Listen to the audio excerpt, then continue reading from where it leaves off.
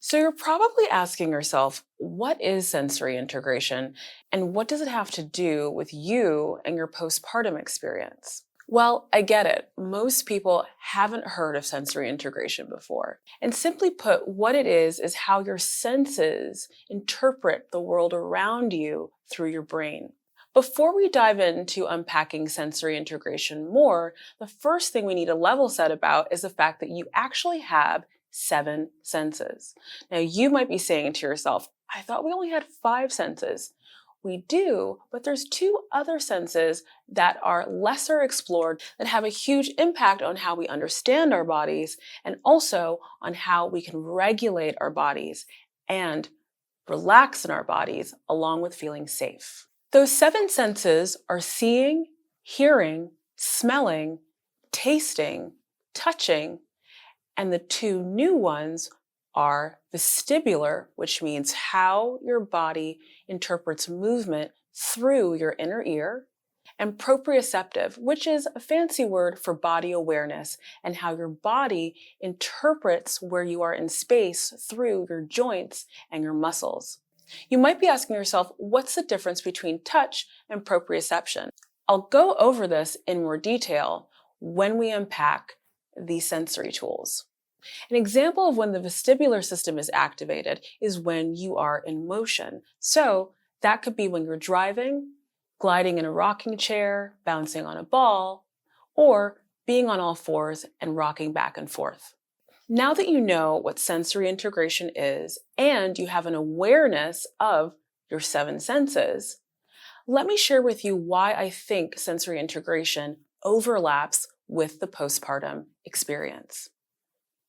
You just went through a huge life event, birthing your baby. Whether your birth was joyous and short or long and unexpectedly traumatic, your birth was a high-intensity event, filled with a lot of arousal and first-time experiences. After birth, it's not unusual to feel highly sensitive. In fact, you might even have some of the features of a highly sensitive person as a result of the intense and life-changing experience of having your baby. Over the years, I've heard so many of my clients and students report feeling very sensitive to light, very sensitive to temperature changes, noise, foods, smells, all things that they wouldn't necessarily have felt during their pregnancy, or maybe they started to feel it a little bit during their pregnancy, but definitely prior to that, didn't really have any of these sensitivities. And on the other side of the spectrum, if they've always been really sensitive, those sensitivities become even more pronounced throughout their pregnancy and especially in the postpartum phase. Other reasons for this heightened or newfound sensitivity can be related to the fact that you're not sleeping that much. You might not be eating as often or as nutritiously as you should. You're learning how to do so many new things, including feeding your baby and taking care of your baby, and you're negotiating your environment in a completely different way. All of those things compounded with this life-changing experience of having a baby can leave you feeling hyper-aroused, potentially even a little hyper-vigilant, or hypo-aroused and feeling under-responsive to your environment in a way that doesn't feel common for you and your lived experience. In the guide that goes along with the module for this class, there's a list of characteristics of highly sensitive people. It's worth having a look at and seeing if anything there resonates for you beyond what I've already shared. If anything that I've said has resonated or the characteristics of a highly sensitive person resonate, then you could benefit from a sensory diet and sensory tools and learning to create sensory meals. The concept of the sensory diet comes from the world of occupational therapy.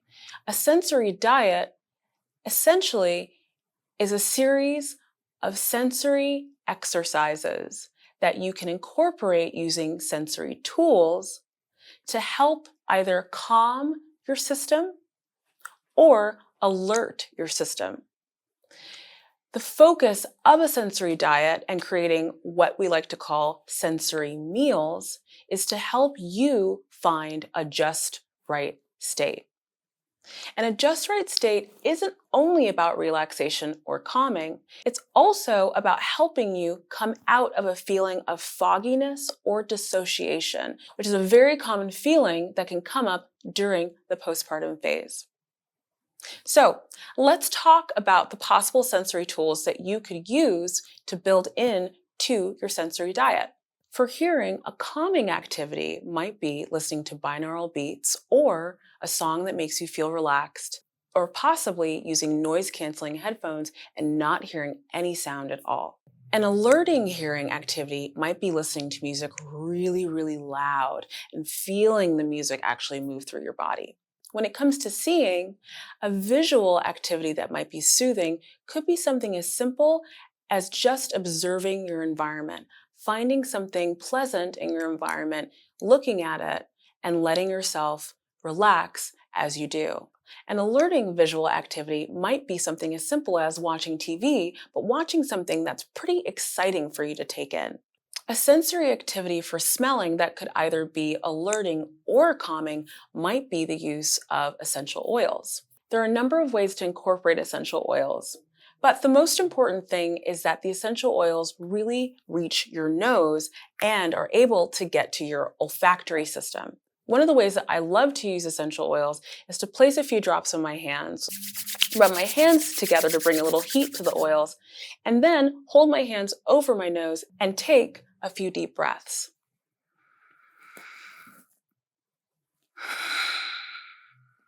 I do that all the time as a way to bring myself back into my body. And depending on how I'm feeling, it can be very calming, which it was right now, or it can be alerting and help me focus on whatever I'm doing. You can also incorporate essential oils through using a diffuser, putting a few drops on a piece of tissue, or putting a few drops in your shower or bath. When it comes to touch, a calming activity might be using a sensory brush, which is a really soft brush that you can use to gently brush over your skin. You can take that brush all over your body, working from the bottom of your feet all the way up towards the center of your chest. If you're a fan of dry brushing and already have a dry brush at home that you feel comfortable with that has natural bristles, that's a perfect way to try out this potentially calming activity. When it comes to taste, another calming or alerting activity could be playing with temperature and texture through eating something like ice. The experience of the cold ice in your mouth and the crunching can feel calming and soothing, or can help you feel more alert. Other things that you can taste to create that experience could be crunchy fruits or vegetables, or crackers or nuts. Feel free to play with foods and temperatures to see what provides that calming or alerting experience. For the last two new senses, which are vestibular and proprioceptive, I'm going to put on something called a body sock.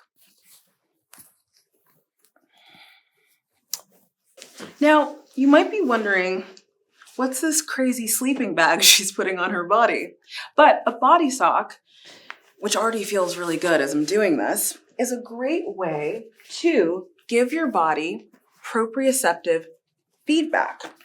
Meaning, as I shared before, letting your joints and muscles feel a sense of activation.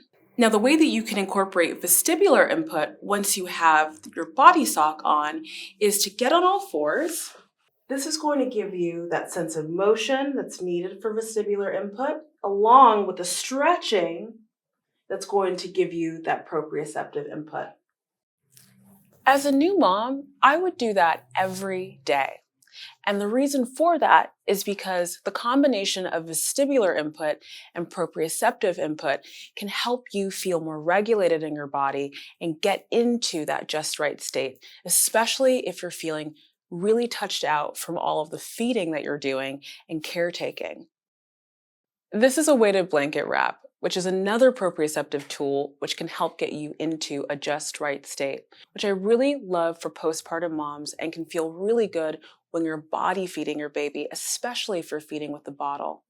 As you dive into sensory integration, remember to have fun while you figure out how to create that just right state. Play with all different kinds of sensory tools and make all different kinds of sensory meals. My hope is that your sensory integration journey will help you find more relaxation and calm during this time of rapid change and big emotions.